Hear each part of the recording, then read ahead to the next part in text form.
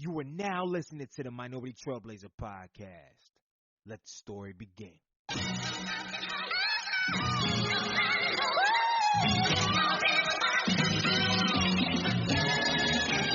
One time for the lovers, two times for the ladies, three times for the brothers, four times for the babies. Do you love her? Do you love her? Do you love her? Do you love her? Do you love her? Do you love her? Do you love her? Do you love her? Do you love her? Do you love her? Do you love her? Do you love her? Do you love her? Do you love her? One time for the lovers, two times for the ladies, three times for the brothers.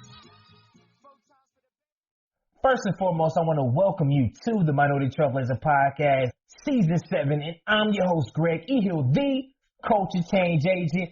And today I'm excited to introduce one of our first sponsors of the Minority Trailblazer podcast ever, Scotch Porter brand. As you can see, they sent me like the whole kit, like the beard, 3 different things for the hair, 3 different things for the face. I don't even know what to do in the shower. I'm just grabbing stuff, right? But I'm excited to introduce them because a couple things. One, they're having a collection sale. So this holiday season, there is 50% off online. Their collection sales with a plethora of different combinations of hair, skincare, and beard care products that can help you, your man, your girl, whatever, your kids. It can help all. Have the hair popping, the skin glowing. Like right now, my skin glowing. It's not just the lights. It's not just the AC camera. It's Scotch Porter as well, right? So I just want to introduce y'all to our first sponsor.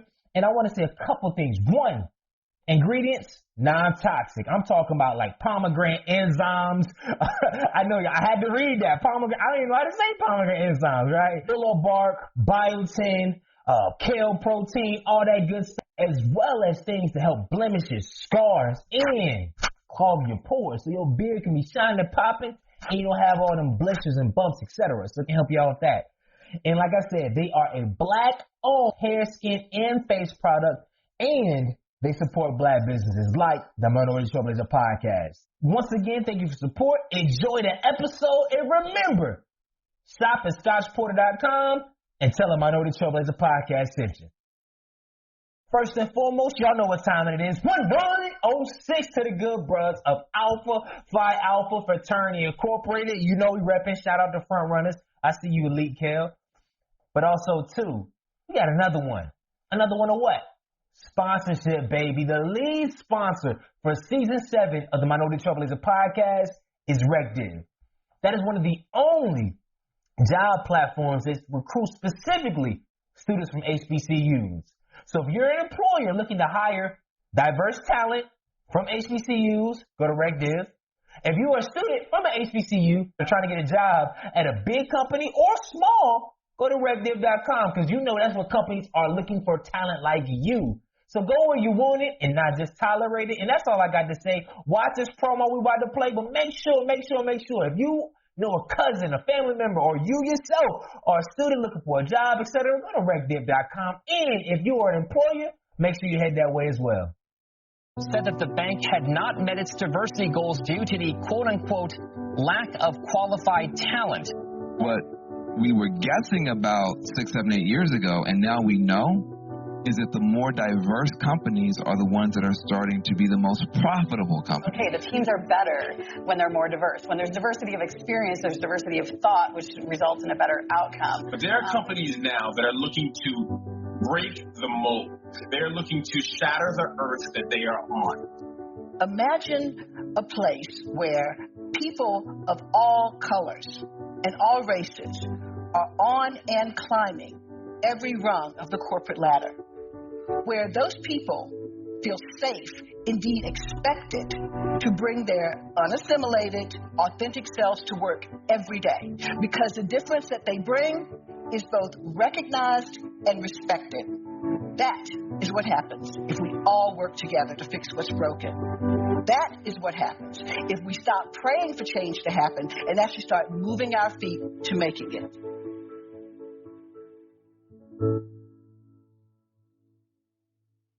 Welcome to the Minority Trailblazer podcast, and I'm your host, Greg Ehill, the culture change agent.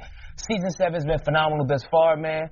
But right now, we back with my brother again. I think you've been on the podcast once before, but every single time we link up, it's always phenomenal. So I'm in the A, and I was like, yo, we gotta get it in. We gotta do it, right?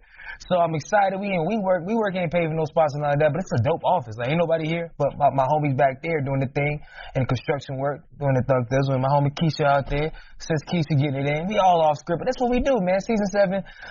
Today I'm really excited about what we have in store. He's already been on the show, so I'm not gonna do a long bio or whatnot. We're just going to introduce him. We're going to jump right in. I don't know where this discussion is going to lead, but it's going to lead us somewhere where you're going to leave empowered, inspired, and fueled to change maybe a financial future, maybe a personal future. I don't know what you're going to change, but that's the thing. As you come into this podcast, this episode right here, have in your mind you're going to receive one thing, all right? That's it. So without further ado, I would like to introduce my brother, Rob Boyd, once again to the Minority Trailblazer podcast, man. Welcome to the show. Man, I appreciate it, man. It just feels so good to be able to sit down and talk with someone that you've known all your life almost. Yeah. So I'm excited to talk about whatever we're going to hit on today. Yep. So if you could, man, give our audience, for those that may have not listened to your episode back in the day, man, your background, some of your highlights. We'll get into the lowlights, but just go ahead and tell about yourself. I think the world does know that we both from the same city. Yeah. From Durham, North Carolina. Yes, sir. Bull City all day long. And I guess the main thing about looking back on my life and my background that I think is the standout thing is that I just never quit. Mm-hmm. You know, and one of the things that I always wanted to figure out was like how this whole money game worked. Mm-hmm. How to get to a point where I wasn't living a life that felt limited because I didn't have the money or didn't have the certain resources. Mm-hmm. And so backstory is went to Howard for college. That was kind of like a shot in the prayer. That was the only school I ever applied to. Wow. Got in. And at that point, my life completely changed. Okay. So as you know, growing up in Durham, you don't always see a lot of the positive things happening in the neighborhood. Mm-hmm. And you're kind of affected by certain things that may happen to your friends or family. Mm-hmm. And then getting out of Durham and going to D.C., it just gave me a whole new perspective. Because D.C. got everything. They got the politics, but they got real cats there, too. Right. It's a complex place. Exactly. And that's where I really realized that I had a gift to be able to connect with people from all different walks of life. Because at Howard, it's like a mixing bowl of black people. And I realized that I could connect to a lot of different people, relate to a lot of different people. But then having that knowledge and just understanding finance, understanding economics, something I naturally realized I could get down with. I was like, I can take this knowledge, this textbook kind of book knowledge, and help people apply it to their lives. And I came out of school. Question, as you go there, as a student, because I know I get students all the time. Last week I was on a Closing Bell series. Shout out to North Carolina A&T, my alma mater. And a student asked, like, how do I know my strengths? Like, I'm a freshman. How do I know? And you mentioned something where, as a student, you knew that, hey, I'm good at this. Right. So for our students and adults out there to say, hey, I don't know where I'm good at. Like, as a young age, you realize, at the end of the day, I know I can do this. Was there a moment? Was there a situation? Is there a story that kind of can help illustrate that a little bit deeper? Yeah, it actually is a story. And it's actually the backstory to what I'm doing today with Amplify and just from a financial education standpoint.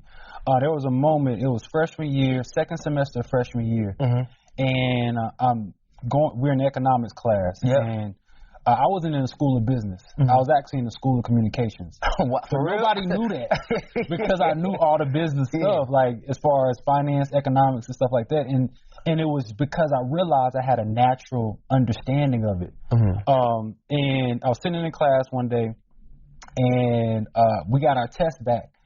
And I was like one of the only people that passed the test. Yeah. So I was like, hold on, like, I didn't really think I knew this like that, but if I'm the only one that did pretty well, like maybe there's something here. And I was thinking to myself, like maybe this is kind of a fluke, right? Like maybe I just did well. And then it kept happening over and over again. And in that class, the second semester of freshman year, I realized that I knew something. You know, like we all feel like we know stuff. And I was like, oh no, this is another level. I got my classmates depending on me to help them with this class. And at that point, I was like, man, I like this stuff. It's interesting. And I can see that I'm of value to someone else. and the light bulb went off. Like, Rob, follow this. You don't know where this goes. You don't know what at the end of this road. But the fact that there's something that you have a general interest in, that other people look to you for help with, I like that feeling of being of value to someone. And I just followed it, and I just went harder in those classes. And it went from an elective that I had to take for a different major, and then economics turned into my major. Yeah. Because I just took so many other classes because it was almost easy to me. And in the same process, everybody in these classes is like, yo, we gonna pass this class if Rob don't show up today. Yeah. And that was like really the first moment where scholastically, in an academic environment, that I realized I had a value or a certain ability that everybody else didn't have. And I never really got that feeling younger and coming up in Durham and growing up. Like, we played basketball. Like, basketball, not to say in a negative way, but basketball carried me through high school. Like, they wanted to make sure we played on Tuesday and Friday night. I had to. So it's like, all right, Rob, we'll bump your grade up, but we'll do this for you just to make sure you can play on the court. And I kind of skated in some classes in high school, so I never was really challenged, even though I had a mind at work. But I just never saw a challenge in the academic space that was of value to me. Yeah. Just because of what we was exposed to. So then at Howard, when that first happened, I was like, let me follow this, because I had never had this happen to me before. And everything played out. Graduated, got that first job out of school in my major, which was rare back in 2010. Yep. And continued to pursue it, and ultimately realized in corporate America, I was like, what I know can keep the wealthy wealthy, but I would rather use what I know to help people that came from where I came from get a better understanding of their money. Yeah. And I had to venture out and do that on my own, because there was really no environment in the corporate space that was focused on helping people that look like me. They're starting from humble beginnings, get a momentum for themselves financially. And give some quick context real quick. Did you grow up single-parent household? You have brothers and sisters? Shout out to Mon Dukes. Side note, I did teach at Hillside High School for a year, and I had an phenomenal opportunity to meet his mother, Miss Roberta, right? Yeah. She's amazing, man. So grew up single-parent household. It was me and my mom for majority of my childhood. Was your dad like? Was he? It was in and out. Yeah. You know, like he actually is here in Atlanta. He lives here in Atlanta. But throughout my younger years, he wasn't really present. Y'all cool now? Yeah, we're cool now, and we actually like made created a relationship as I got older. Did you seek that out? Did he do that? To be honest, man, that's a good question. I really think it was about me being open to it. Because when I was younger, it hurt me that he wasn't present. So I was kind of mad. It was kind of like it was a resentment there, if you will. But to be honest, I'm not mad at it because that fueled me. Because I was, my whole life, as far as at least 0 to 16 specifically, I was trying to prove myself to the world because I wasn't getting that love. Yeah. And it was like, all right, Rob, like, excel in basketball, excel in certain things to make people love you, because one of the people that you think should automatically be loving you isn't there. Yeah. And I was really posturing myself to get it from the world because I wasn't getting it from one of my parents. Yeah. And but to say all in that, like, looking back, that helped me. Yeah. Because I might not have been as motivated. I might not have been as inspired to ultimately one day win his love, and to push myself to do the things that I did differently from my friends that landed me in a space where today I can look back and say I feel successful and on the track to more success. When, as you know, a lot of people that we grew up with aren't around no more. Yeah. Or incarcerated. Yeah. And it was just one of those things where, looking back, it actually, I guess the way I look at it, it helped me more than it hurt me, because it made my mind sharper. Because in my household, with my mom and ultimately my younger brother, like, I really didn't have a blueprint on how to be a man. You know, you kind of had to, like, it's trial and error.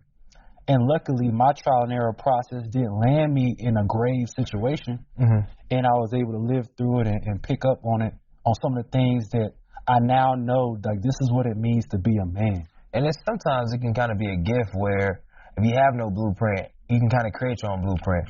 It can go left. It can go left. It can go left easy. For sure. But when it goes right, you're creating your reality. And if you do it the right way, and God puts certain angels in your life, and there's a couple things you follow. Because I think everybody in their life has opportunities, right? Everybody has opportunities. They may not be huge opportunities, but that's a whole other conversation. That's on the podcast. Everybody look for huge opportunities, but you got the small ones right there. You don't want to dominate that. You want to dominate the big. Don't dominate. It don't work like that. Right. But if we just continue to follow where we're actually good at, not what we actually like, because a lot of people like a lot of stuff they're not good at. Like, I like the model. That ain't you. Not in American context. That's just not going to be you. Like, I like this person. You ain't going to get that person. Like, no. Like, stick to the person that's answering those texts. Like, don't stop trying to slide and, like, no, just grab right here. That's one of the conversations, too. Right. But, because these women, y'all crazy. Y'all crazy, man. All right, cool. So, I do have one thing that stepped out, and we're going to jump right into it. From your orientation at school, one thing that really stood out to me is the question. I want all of you to listen to this. Answer this question, how do I provide value?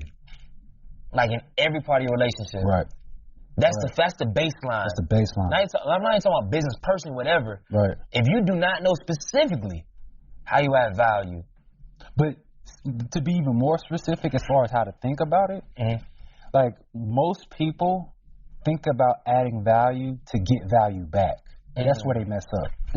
It's like, no, you just focus on the value that you can add, and kind of naturally you'll find yourself in a space with other people that can return some value to you, but you should never think about adding value to get value. It's like, I'm just going to add value because that's what you can control. You can't control getting it back. And when you try to focus on something you can't control, you'll find yourself in a hamster wheel. It's like, focus on what you can control. It's like, this is how I know I can add value. In second semester freshman year, I was good at a class, and that made me valuable to my other classmates that now, later in life, people I haven't seen since college, that's the thing they think about when they think about me. It's like, oh, I remember when I was in class with Rob, and he knew this, and he knew this, and he helped me with this, that later in life, when we cross paths again, the thing that was in their mind is that, man, I got value from him at some point, and now they might be in a position where they can help me do something. And they can return that value, and looking back, it might have been a 10-year process, but I would have been crazy if I was like, man, I'm not going to help this person in my class because I don't know what they can do for me.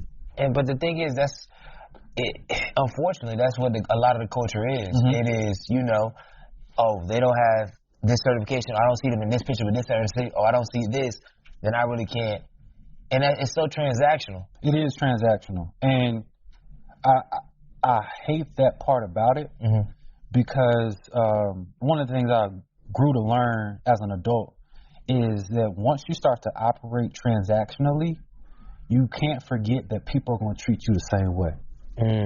So once you think about things as being a transaction, you become a transaction to somebody else. And in order to really be in a space where things are free-flowing and people can help you without you being able to help them, it has to be an altruistic kind of mindset that you have, that I'm just going to give what I have to give.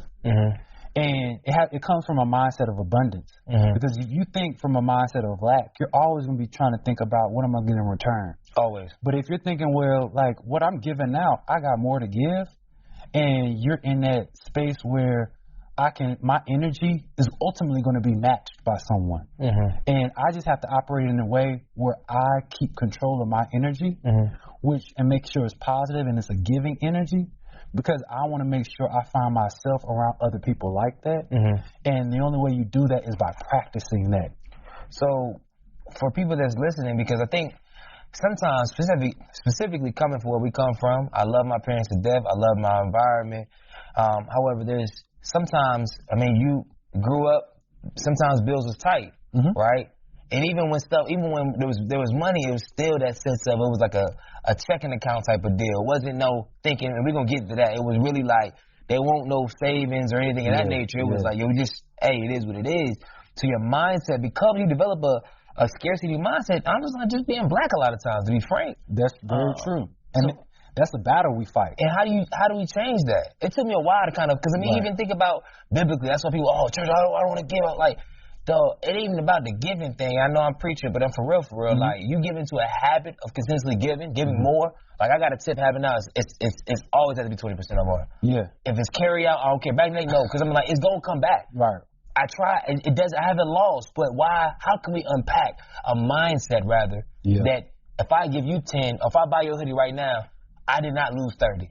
So for me, I can't say for everyone, but the way that I got out of that, because I used to be stuck in that too, is you got to pay attention to a different story. And as black people, the story that we've been paying attention to is our story in America. Okay.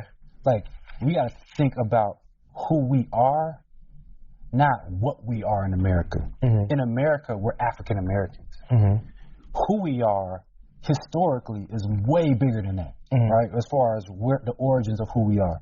And if you think about the ways that we've created and the ways that we've given to the earth, if you will, as far as if you want to talk historically about how Moors taught Europeans how to bathe, or how Egyptians built these pyramids that still haven't fallen down. Like, we have to understand that who we are as a people and the level of intelligence that we naturally are gifted with, that we have so much to give that if we lock into who we are holistically and like as far as who we are as a people, and not necessarily look at our American story, because our American story is based in scarcity. Slavery is like we didn't get the best parts of an animal by design. By design, so we made food sources out of the parts of the animal that the slave masters wouldn't eat. Like, our story in American slavery comes from a place of scarcity. So if you're only paying attention to, and a lot of times it's marketed to us, and slave movie after slave movie, like, we are trained to have this lack mentality because it fits the system that we were created to live in. But if you think to yourself, just think about this hypothetically, if black people were more giving to other black people, where would we be right now?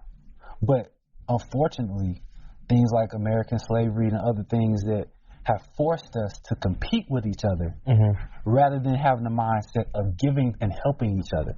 So, like, for instance, like, one of the things that just irks me to the core is where I'll see somebody kind of compare two black people that might do something similarly and say, oh, like, who does it better? Like, we automatically put each other in competition. Instead of thinking, man, you kind of do something similar to what I can do, how can we bring this together and we can all win? But unfortunately, the story of America has planted in our mind that only one of us can win. Like, either Greg's going to win or Rob's going to win, but y'all both can't win as black men. And so when we have certain things like that that's ingrained in us and it's conditioned. It's in our DNA at this point. That now, in order to get out of that, you have to stop paying attention to that story and say, all right, what's the story that I really want to live out? Like, when I wake up in the morning, and I kind of go through these rituals every day because this is an ongoing process. You just don't wake up fixed. You know, like, not at all. You're growing every day. That one of the things that I do for myself is, like, I look at so I got this list of all these wealthy people. And they're not because they're wealthy, but they're just like examples of how valuable I want to be to the world. Because you're not a billionaire unless you're of value to other people. Period. And the thing that always strikes me and reminds me of a different story is I look at Jeff Bezos, right, as on paper, the most wealthiest American. But he's not even halfway to the wealth of Mansa Musa. And it's just like, we talk about Jeff Bezos at this point. I think he's worth like $200 billion. I mean, at this point, who's counting? But Mansa Musa, in today's dollars, his empire was worth $400 billion. Can you explain, give some context to who Mansa Musa is and things of that nature? Yeah, Mansa Musa was a king, which is in present-day Mali in Africa. But this is, we're talking about historically, way hundreds of years ago, where he was a man who traveled Africa, and literally he was so wealthy, he would just go places and give out gold and give out diamonds because he was just so wealthy that everywhere he went, he gave. And he wasn't, no one out there could give him something he didn't already have. But yet, his mentality was, I'm going to give, even though, as far as riches, nobody out there has anything to give to me that I don't already have. And I'm thinking to myself, in present day, he's 2 times wealthier than Jeff Bezos. So I'm just thinking about from an imagination standpoint and me just envisioning myself, it's like, I'd rather be a figure like him than the figures that they show me in mainstream media today. As far as, oh, this is what you should do as a black man. I think this is the perfect time to talk about this. Yeah. Who has the right, in your opinion, and I'll answer this too, to tell a black man how to be a black man? Because I hear from every angle on what black men should do, but it always is coming from somebody who's not a black man. It's I mean, nobody wants to say it publicly, but in this day, I gotta be tactful on this because I know how y'all be, right? But to a certain extent, man, it's so. I'm gonna leave it there. I'm not gonna give in. I don't know. I don't think anybody but a black man can do that. Okay, all right. So I'm of the same mind, right? Yeah. Because recently, and I've paid more attention to, like, I really just was curious one day. I sat back, I was like, man, like, I understand the plight of us is not the greatest right now as far as incarceration, just certain things that affect us, right? As when I say community, I mean the community of black men, period, just black men. And when I think about, all right, what has to happen to change the tide of where black men are? It has to be examples of black men. Like, somebody could say, oh, even a black woman, like, they could say, oh, I think a black man should be this. I respect your opinion, but at the end of the day, you never walked these shoes. So, and at the end of the day, though, I see that a lot of time online. But at the end of the day, though, who I want to be as a man is someone that is appreciated and is of value to a black woman. But at the same token, a black woman can't tell me how to be a black man. You know, like, I got to be what I feel is the best version of myself, and I know that will match up and provide for what a black woman may need from me. But there's no shape or form can she tell me who I got to be. And if I find myself in a space where I'm solely listening to black women on who I should be, I'm lost. And that's no discredit to black women. It's just that when I walk out my front door in the morning, even though we're both black, there's a couple things as a black man I got to consider that black women don't. And vice versa.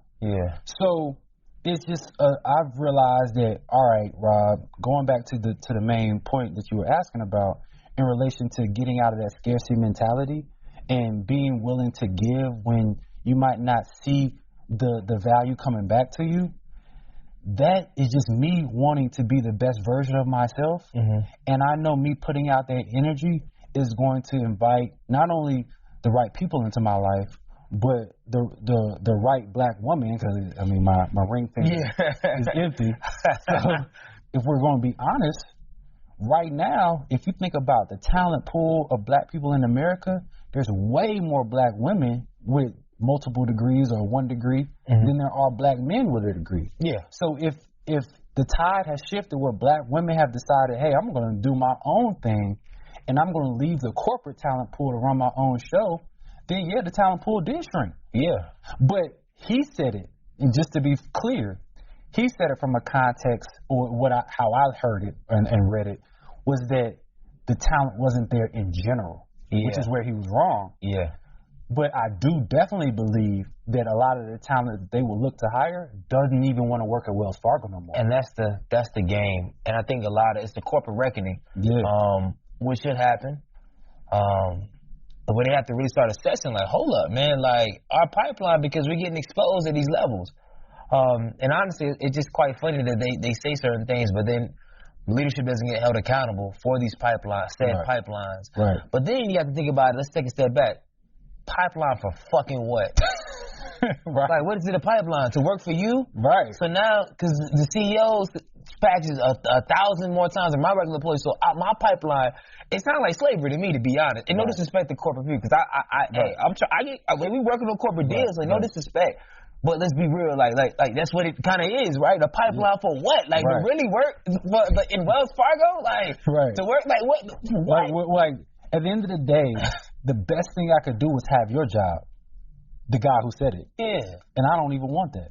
Like the best job at Wells Fargo is the CEO, because at the end of the day, it's the job. That man don't own Wells Fargo. So let's jump into the topic of discussion right now, man. Is community building and Amplify. Okay. And what y'all have been able to do from its inception to kind of now, and what's on tape, man. What do people expect? So can you tell our audience, man, what Amplify really is? How can they benefit from it, and most importantly, how can they add value to it once they're there? Because it's like you can take, but it's like, hold up, you have value with it there, you never know where it can go. So going back to economics class, that's where I met my present day business partner in that economics class. Her name's Ashley Fox. She founded Amplify, and Amplify is a word that she created.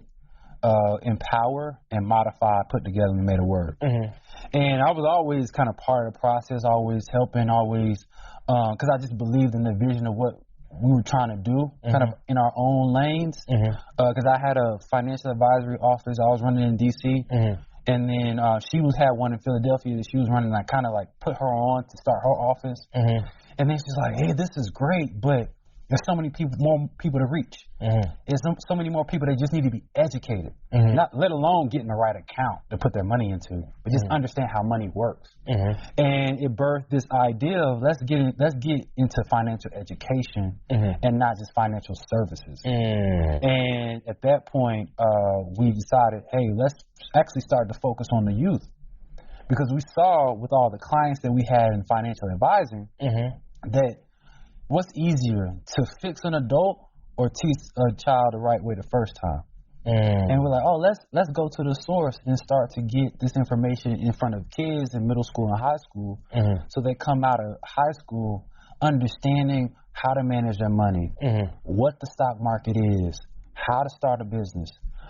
And doing so and making that transition from financial advisory to really focusing on the youth, a lot of the clients that we had came back and was like, oh, we want to learn that too. We're like, oh, yeah, I guess that does make sense. And we started an online community in partnership with a company called StockTwits back at the end of 2018. And we did that. That was a good first step for us. And so I think that's an important thing to note. Because in our mind, we wanted to have our whole thing, own the whole thing, do everything on our own, but we needed to take a baby step. And that baby step was partnering with StockTwits that kind of gave us the technology platform to manage a community and to continue a conversation in a private setting, because money is such a sensitive topic. A lot of people don't want to have that conversation openly. Should it be a sensitive topic? It shouldn't be, but it is in the black community, because we don't talk about it in our family, in our households. So it doesn't feel natural for us to talk about it publicly, because we didn't even talk about it in the house. So we were like, okay, we got to create a private community, not something that's on social media that everybody who don't need to be a part of this conversation can comment. They can comment and not add no value. And not add any value or distract or confuse someone. And that was that first initial step that we took. And at that point, about a year into that, we're like, we need to have more flexibility with this platform. We want to do this. We want to have a course library. We want to have a dynamic where it's easier to connect with other members in the community, with certain things that were just hard to do in that world. And we came up with this bright idea. It's like, we need our own app. And so today, literally today, is the general global launch of our app. Wow. In which it's available in the App Store. So today was the first day? Well, it's not the first day of the app being live. Yeah. We had like a beta period. Yeah. Where we had a lot of our existing members from our community when we were in our previous partnership, and they came over with us, and they were helping us kind of work out the kinks and the bells and whistles and make sure everything was working correctly in the app. We tested out a couple programs in the app over the last 60 days just to make sure everything was working right before we opened the door to the rest of the world. And today that's happening, in which now in the palm of your hand, in your phone, or you can log on from a computer, you can get access to courses that teach you about how your 401k works. How do I buy a stock? How do I start investing? Led by all black instructors? All black instructors. Yeah. Like the black YouTube of finance, black Netflix of finance. Black Netflix of finance. Anything money related and kind of purpose entrepreneurship. Related. Yeah. But also, and this is a part that we kind of glaze over a lot of times when we talk about money, but the mentality, the mental part of it, and even the spiritual part of being in a space where you start to live a healthier financial life. And there's a lot of other factors that affect your money that just aren't based on money. And it's how you think, how you make decisions, how you feel about yourself, just your goals in life, you wanting to give to other people. A lot of those things, you have to exercise those muscles too. Yeah. To make sure that your finances are going in the right way. Because it's like, if you don't, it's like you're going to the gym just doing chest. Oh, you're making all this money, but you ain't working your legs, so you spending all this money, and now you're not keeping. So you got people with making $40,000 a year with great credit, and they got $100,000 in savings after 10 years teaching, but then you got somebody to make $120,000 a year, has all these negative assets, and it kind of really check the check. Yeah, I've seen it. That's reality. Yeah. There, as a financial advisor, and the hundreds of clients that I sat with and talked with, I noticed that there were actually more six-figure earners in a worse financial position than those making $30,000, $40,000, $50,000 a year. Why do you think that is? That's because in our community, in the black community, which is most of my clients were African American, that we think that once we make six figures, that we don't have to be disciplined financially, because it was ingrained in our brain that the goal is to hit six figures, and then once you get there, you can do whatever you want to do. And because that's almost looked at as a finish line, if you will. So, I made it. I'm making six figures. I can travel the way I want to. I can spend money the way I want to. And you kind of give away your position as far as being somebody that can really be a financial resource and change the dynamic of your entire family. Because this is another thing that I gotta say. Yeah. And I've been waiting to say this publicly. Yeah. That if you are the first person in your family to earn six figures, you better not be the last. And in order to do that, you gotta teach people the right principles. Because some other people in your family might not have the talent or the gifts that you had that got you to a point of having that earning potential. But you gotta they gotta be able to see you as an example of what they should be doing on a day-to-day basis, that they can ultimately get there too. Because if they say, oh, you just blow all your money, then, all right, well, I'm going to kind of do the same thing. Like, there was no example. If you might be the person in your family that wasn't making that type of money, and it's like, oh, my cousin Rob got it rolling, but if I was out here doing something stupid with my money, and then I told you, hey, you're only making $40,000, this is what you need to do to get to work. I'm like, you don't do that. Yeah. Like, why should I do that? And so you got to get to a point where, we got to get to a point as a community where we don't look at 100,000 a year as the finish line. And I think a lot of us do. And because we just never knew anybody else in our family to get there, and it's just a nice round number that looks good. Because to be honest, most of us in our community don't have the belief system that supports us being millionaires.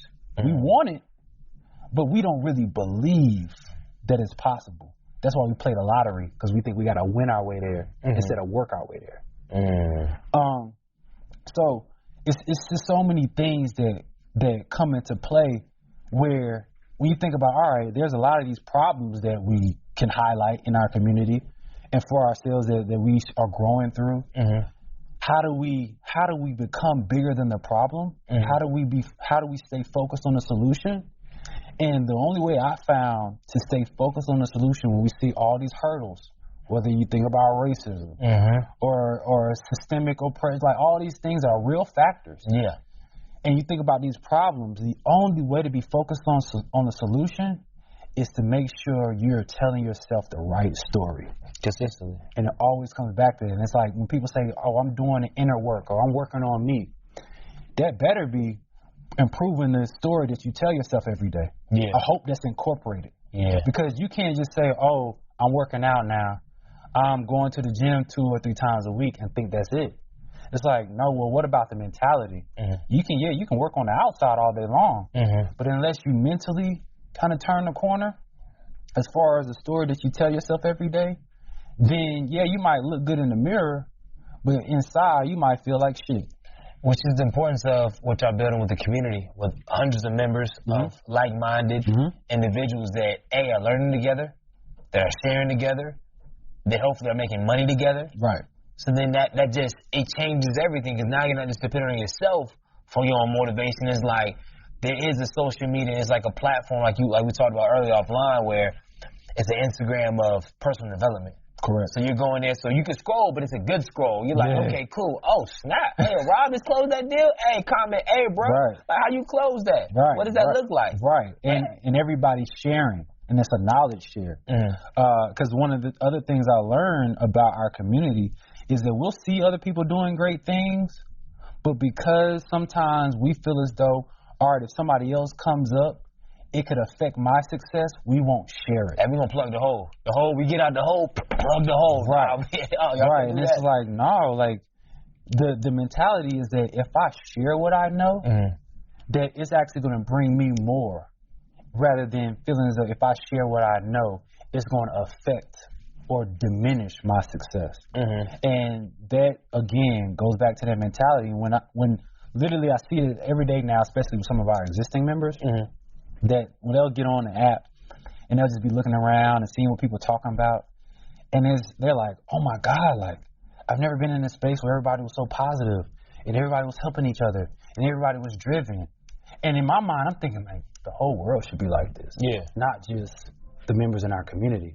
And so I was like, all right, how could the whole world get like this? It's like, oh, well, let's just make sure the whole world is in the community. And it's just like, and as crazy as that may sound to someone, like, I really think that when this is all said and done, and I don't when I say all said and done, I guess it's when I leave this earth, because everything will continue even after that, is that I really believe that there are 40 million black people in America right now, right? I want at least 10% of that in this app. Like, what's wrong with 4 million of them can help each other? But when I just think about from a business standpoint of market share, and when I look at some of these other big companies, like the Amazon, Walmarts of the world, Deltas of the world, these huge companies, they're huge and successful, and they might have 15% of the market. It's like, oh, you don't have to get everybody. Nah. You just got to focus on what your demographic is, people who are willing and ready to receive this information, receive this environment, receive this resource, and that might not be everybody that's ready to receive it, because you can only help somebody who's ready to receive help. Yeah. So let's break it down in these 3 ways, and then we'll get up out of here, man. One, can you walk us through the process of building out the community and fleshing it out? And the reason why I asked this in reference, because there's many of you that are listening right now that are in the process of building something big, right? You're scaffolding, you got big ambitions, you done already articulated your team, you're starting, but there's going to be a lot of roadblocks, a lot of contracts to fall through, a lot of stuff, and I want to just having somebody that I've seen over the last 5-6 years work with Amplify. Remodel, rebuild, repurpose, all this other stuff, and now you're in a point where it's like, yo, we are ready. We Dolby Digital, we live, and it's rocking, and it's on the ground floor. But how did you get to that ground floor? Because people don't realize the ground floor, there's still so much to get to the ground.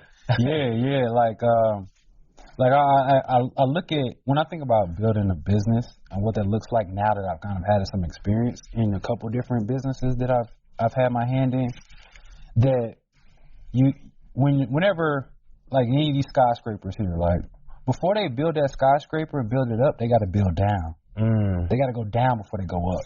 And when you think about what that looks like as far as community building, you got to go grassroots, and that means giving away your expertise, your knowledge, your time, your energy, and giving it away for free, which feels like for free in the moment, because you might say, oh, in order for somebody to learn, let's just say I got a clothing line, and I want to have a community of people that's always buying my clothes. Well, that might have to start out with you giving out your shirt first. And then people like the compliments that they get when they're wearing that shirt, and then in the future they'll buy it. But their first shirt you might have had to give away. And so thinking about that in the context of community building down, honestly, in business means that at first you're going to have to lose money before you make money. But we can't look at it in the lens of, in this very moment, I'm losing $1, because that's that scarcity mindset. You got to look at it at this moment. I'm investing in giving out free shirts so that ultimately one day people buy them. And that's just a different mentality, a different view of it. So when I think about, if I had to tell someone how to build a community, let's just say if it was a subscription-based community, one of the things that you would have to do up front, depending on what the product is, if you will, that you're sharing, or the service that you're providing, is that you're going to have to give it out complimentary and give people an opportunity to try it, to test it. Because and what that does to the psychology of individuals is that if you're willing to be supportive and to give it to them for free, then it gives you the brand, if you will, to say, oh, this person is doing it for the right reasons, because they didn't come in day one like a land grab just trying to make whatever dollar they could make. They came into the game giving the game. And when you give it and people can test it, and if it's good, people will buy it and pay for it in the future. And so that's one of the things that we did within our community, is we started out giving free classes. Sessions online, like, you want to know about this? We just did a free class, and we got people to learn and realize, like, oh, I picked something up, or I feel a little bit better about my money now. And when people feel progress, they will stick around, because progress is actually more valuable than results when you're thinking about community building. So let me explain that. When let's just say you're saving up to buy a car. Man, those paychecks where you get to save a good chunk and you get closer to that goal, you feel good. Like, man, I'm getting closer. Like, I feel progress. I'm getting there. I'm gonna get it one day. And then you buy the car. 2 months later, it's like, oh yeah, that's my car. You're not really excited. The result, the manifestation was great in the moment, but once you have it for a little bit, it's not as fresh. But I can tell you that entire time you were making progress to get in the car, you was on 1,000. Would you say that's why recreating goals often, and also recreating habits? I mean, that's a whole different kind of conversation. But I mean, we get into the goal manifestation, but without looking at habits, it's like, well, you can get a goal. Hey, I want to get $1 million, but if you still got poor money habits, so you were at $100,000. If you get $1 million, it's not really gonna be $1 million. It's not. So because it's easy to get more stuff, to get more things, but if the mindset and, like you said, if really the habits aren't there to support these things, then it's like, for what? I want to get more clients. Well, you don't have a habit of processing invoices on time, of grammatically doing certain things. So these habits, you get more clients, you're going to get exposed on an even bigger level. Right. So it's like, man, you're putting the cart for the horse. I can see, even for myself, like this year has been a huge financial windfall for me for certain things. However, it's like, for the longest, I had the money to pay off my credit card debt. I had $15,000 to pay off, but I said I didn't do it. It's like, hold up, I'm investing in Apple, I'm investing in stock, I'm doing this, all this right here. And I'm like, bro, like, but principle, understand, I know everybody has something to say about debt. I know George A, I know everybody has something to say about debt. But it's like, yo, I don't need credit card debt. Right. Get rid of it. Yeah. Get rid of that first, then invest.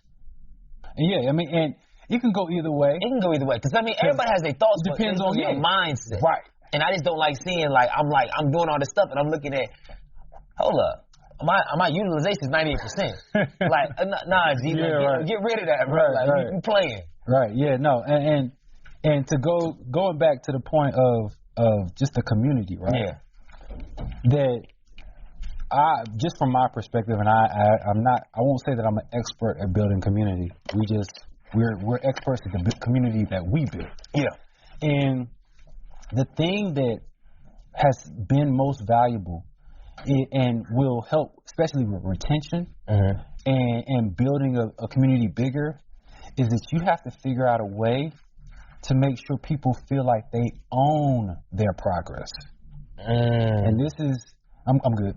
This is very important, because there's cases where someone can say, oh, I feel like I progressed, but I don't feel like that came from me. I feel like somebody else did that for me. But if you can get someone to a point where they feel as though they have control over their own progress based on the resources and things that you provided to them within a community, that's when your community explodes. How do you grow as a leader? And I right the segue into that. Like, how do you grow as a leader where you have all this wealth of information and you see you want to add so much to the community, and you find yourself, I used to find myself doing way more for people than probably I should have, and then all of a sudden I own their growth. It's like, well, no, I was gonna make sure you on the call. I'm sitting on the I'm doing all this stuff. I'm like, hold up. Right. What have they done? Right. So now it's the inverse effect. So how do you safeguard that when you're building community?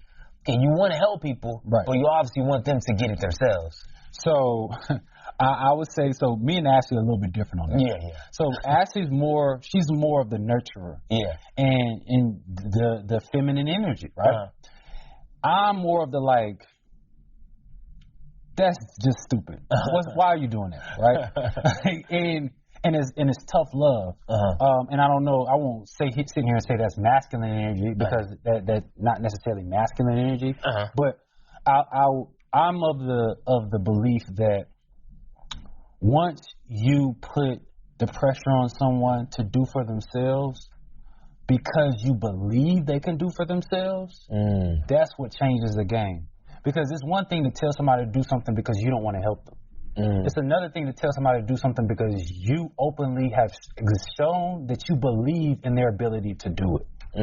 And so when you thinking about, all right, how can I get someone to push themselves or to own this, you actually have to share your belief with them. And as a leader, if you get great at knowing how to share your level of belief in other people and to infuse your level of belief into other people, then you've done your job. Because it's not your job to necessarily force somebody to be better.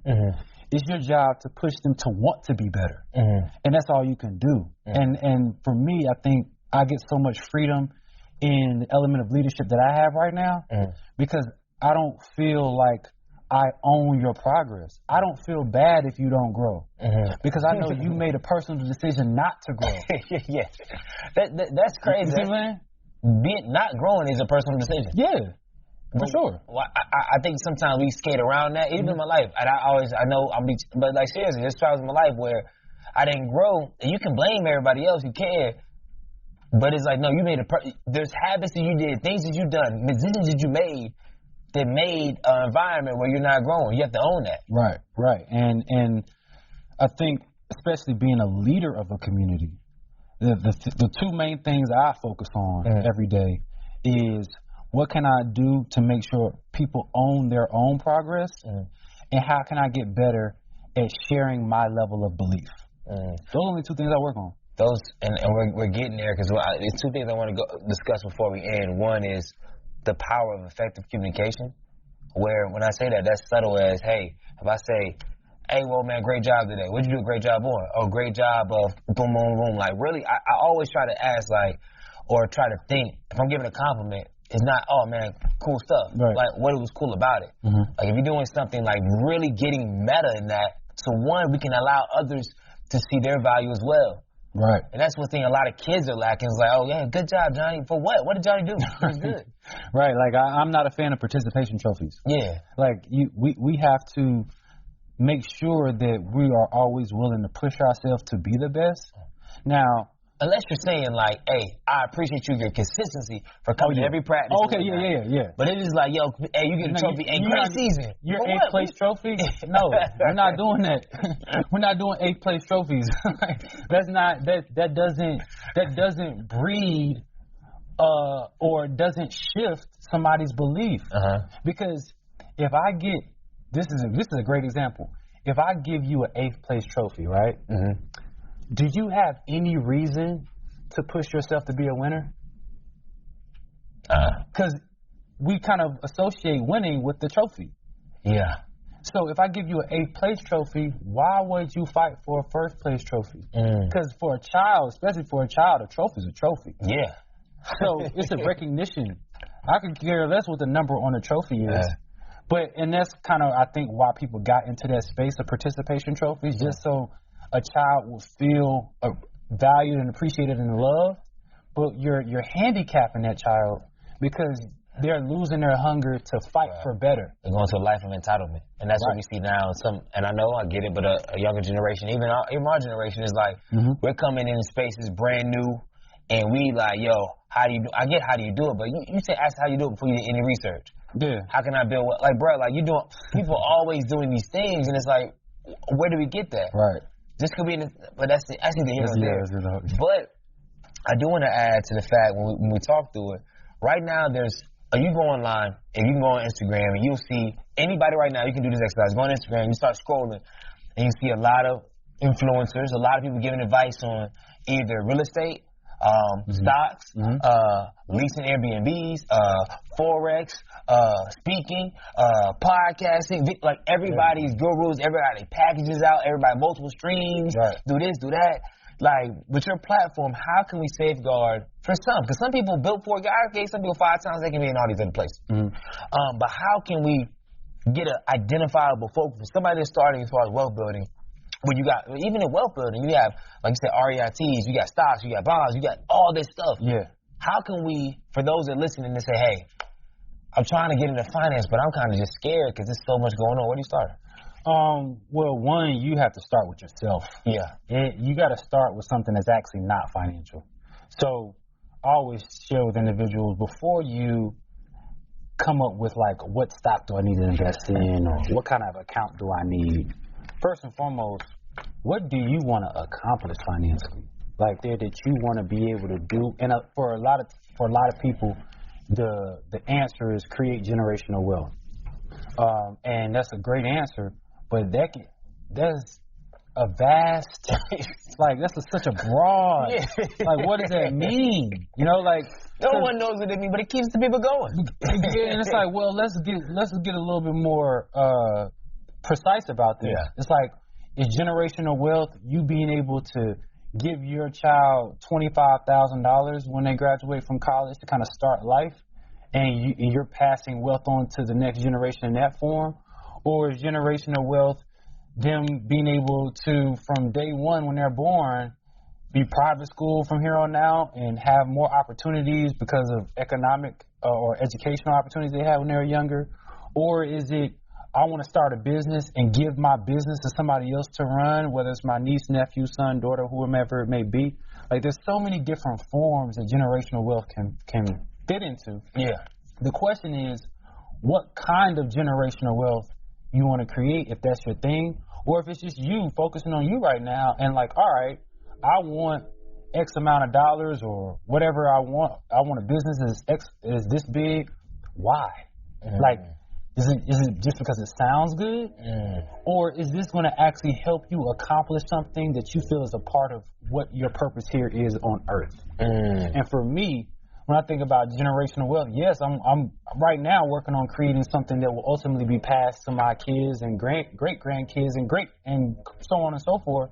But when I think about why, it's because I think about my childhood, and it's like, man, there's so many things that I would have loved to done that I couldn't do, or my mom wasn't able to make happen for me. And I was like, I don't want my children to ever feel the emotional space of feeling like it's their fault that your family or your household doesn't have anything. And that's my why. Like, I just don't want my kids to feel what I felt, because I'm not sure how my kids will react to feeling that feeling. Because when I felt that feeling, it kicked me into another gear and Rob, go take over the world. But I don't know how my child will feel or what my child will do if they felt that feeling. And what I can do and what's in my power is to create a scenario what's less likely that they'll even feel the feeling. I think one thing that I really, and y'all have heard it before in this podcast, but it's really critical, especially in this age, you got to live your life. And I understand it's hard because you go online, you're influenced. Everybody, all of us are influenced, right? But you're influenced by other people's perspective on what you should be doing with your money, your relationships, your time. Everybody has advice what people should be doing, correct? Right. And not to say you shouldn't listen to that advice. It should be somewhat of a framework, a blueprint. It should be considered. It's just like the blueprint for the house, but you still got to go buy the wood. Like, no. Like, that's the blueprint. But then you think about, what does it look like for me? So if you do not have a financial plan, like, and you're asking God for more money, you're asking whatever, the universe to reap certain things or whatever, but you do not know, you have no, what are your goals? Don't just say, oh, my 100,000 my goal. No. You missed the whole message, right? It is, what are we trying to accomplish with said money? Like, what are some questions people can ask themselves to get to that financial goal piece? Like, what are some questions they should be asking internally? What emotions do I feel on a regular basis that I think can be eliminated by financial prosperity? Like, that's top of mind. Like, if you think about what emotion, like, I'm gonna say that again. What emotions do I feel right now that I might not like? Or that I would just say is a negative emotion, whether it's shame, guilt, fear, whatever it is. What emotions do I want to eliminate, or that I think could be eliminated by financial prosperity? Because when we think about living life, we're living life right now. Like, we go through our days every day, and how we feel is kind of how we view life. Like, so if I feel good, then life is good. If I feel bad, life is bad. So it's like, all right. It's kind of simple. Yeah. So let me figure out, what emotions do I think financial prosperity is going to help me eliminate? And let me make sure that first and foremost is a correlating connection. Because it's like, all right, for a lot of us, as far as black people, we have an issue with self-worth, right? Like, we'll do things that kind of damage us, and we might even know it, but it's the end thing to do. Like somebody hits you up and you say, let's just say money's tight at the moment, and somebody hits you up to go out, and that makes you feel loved, and you go out because that makes you feel loved, but at the end of the day, that might knock you off a financial goal you have for yourself by going out and spending money.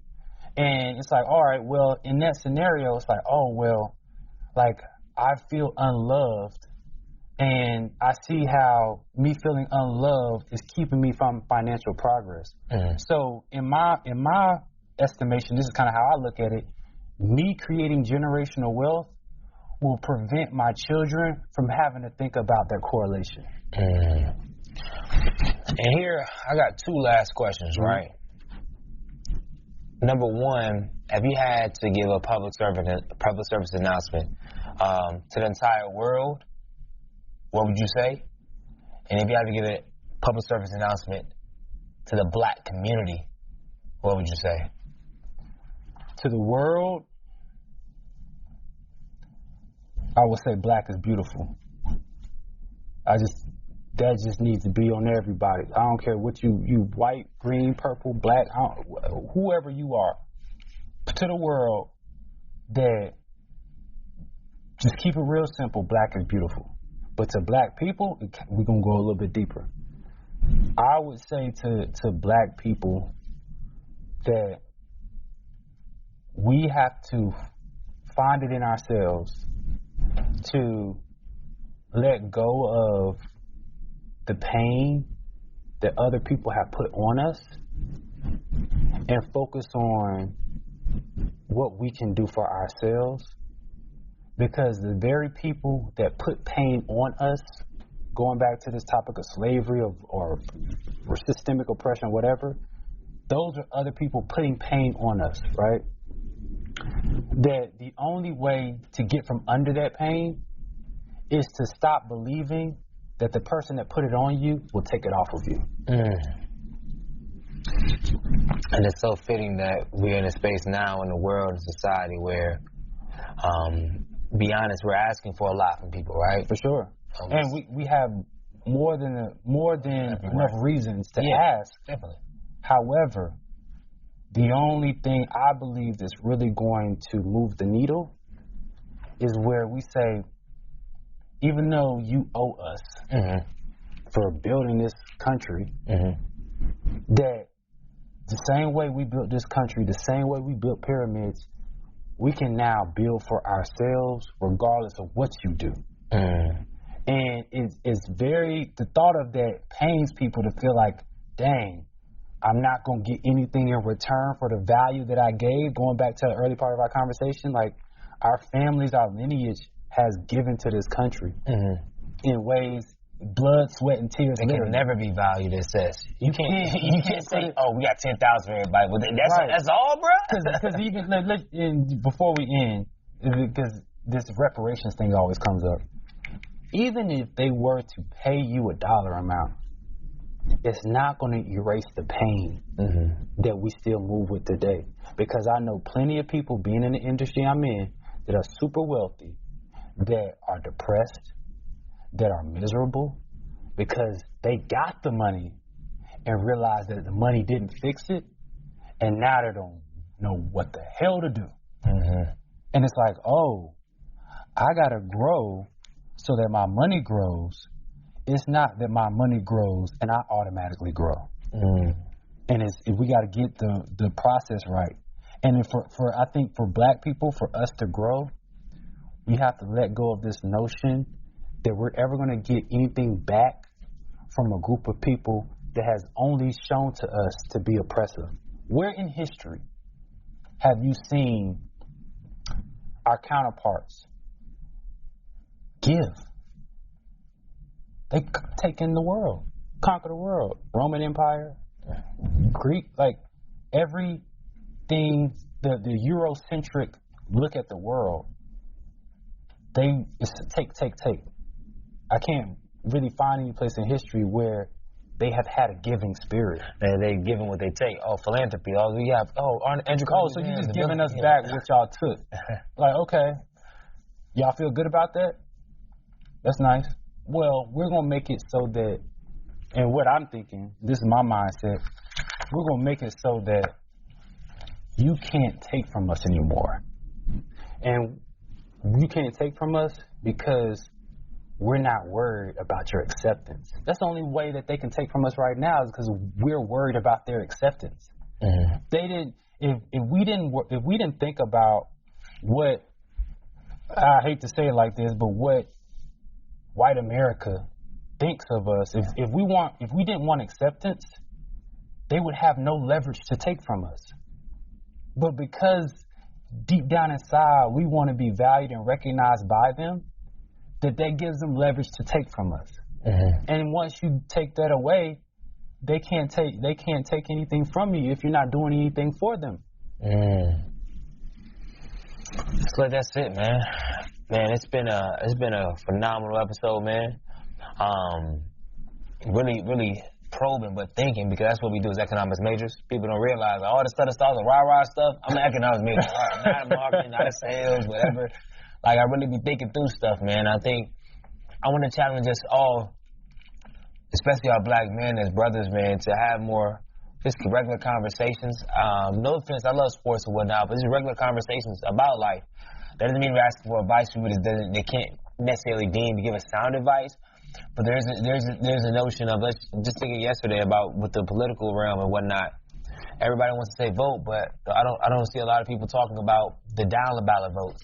So who you voting for lieutenant, school superintendent, all this other stuff. The people like the stuff that really affects you day to day. Like, and that's the conversation. That's the like, hey Rob, man. So I'm in Durham, bro. I see who's on the ballot, Dan Blue, etc. What you think about them? I don't know too much. I know, but Dan Blue, I heard about this. All right, let's Google that real quick. Yeah. Our conversation, y'all can get a game plan, you in your corner, of who y'all voting for the down ballot, and we'll get on that down ballot book. But we're not doing that. It's the easiest to say, hey, vote. You like, hold up, but you ask the person, who you voting for lieutenant governor? Who's that? What's that? They running this year? So what the hell are we doing here? Like, stop it. Right. So, I mean, but just let's continue. Of course, we want to share a game and all this other stuff, man, but start where you are. Start where you are. Start with your own community. And especially for my community builders. I see some people trying to build communities, but you ain't build a community in your city. It's like, bro, you don't have no group in your city. You have 5 people you come in your city right now and talk. But you want to, and even if you get it, how you going, you can't curate real relationships because you never built real relationships. Right. You're just trying to get I know the game, trying to get the subscription bread. Yeah. I'm trying to get 1,000 people at $10 an hour, $10 a head. That's $10,000 a month. It's in my RE. It looks good on paper. Yeah. But that don't, like, is that really going to change the community? So get your reps in, simply as college students, get your reps in where you're at. Like, for real. Right. But that's neither here nor there, man. It's always, where can people find more about Amplify, how to sign up, all that good stuff? So as of tonight at 8 o'clock. And what's the date? Right now it's September 30th. Yeah. And you can find ways to get to, you can search our app in the app stores. Apple App Store is also the Google Play Store if you got a Droid. And it's Wealth Builders, no spaces. It'll come right up. But as far as social media, you can find me, THE, Rob Boyd. But our Wealth Builders community is also the handle for our IG account for our community. So Wealth Builders community altogether is the IG handle. And then you can find me at Rob Boyd on pretty much every platform. And, I mean, once you get there, you'll see plenty of places to learn about what the community is about, what you can learn, what you'll get from it, who's already in it, all the things that you just would want to know before you get involved, just so that you're consistent and clear on what this is all about. Because I'll be honest, it ain't for everybody. Yeah. You got to be in a certain space where you're ready to grow. And community shouldn't be for everybody. Yeah. I want everybody. No, you don't want, because you can get everybody, but then it's got the weird people throwing off comments. It's like, the energy is really real. Yeah. It's got to be a certain, I mean, you got to be, I'd say the ideal member in our community is someone who is ready to grow, who has identified the things in life that are important to them, and identified why being financially sound can help them get there. And if you're in that boat where you want to grow, I know what I want to do in life, I know where my passion, where my purpose is, I know what I want to create, and now I'm trying to figure out financially how to manage and navigate my way there, this is where you need to be. Say less. So Minority Troublers in the Nation, as always, I need to do two things only. Number one, make sure you leave a review. 5 stars or nothing. And number 2, make sure you changing the freaking culture. Good night. What it do, world? It's your boy Greg Ehill, the culture change agent. This is the end of the Minority Troublers podcast, but I would be remiss if I didn't mention our sponsors, Scotch Porter. Like I said at the beginning of the show, they are the premier black-owned hair, skin, and beard product that you can find at Walmart, Target, or you can find at ScotchPorter.com. They are a sponsor of this podcast, and they currently right now they're running a few specials, 50% off their collections page, as well as a plethora of other things that can help you during this holiday season and beyond. So remember, visit ScottSporter.com, and if you see on social media, say, hey, I found out about y'all from the Minority Trailblazer podcast. Thank you again for tuning in, and remember to change the freaking culture. Good night.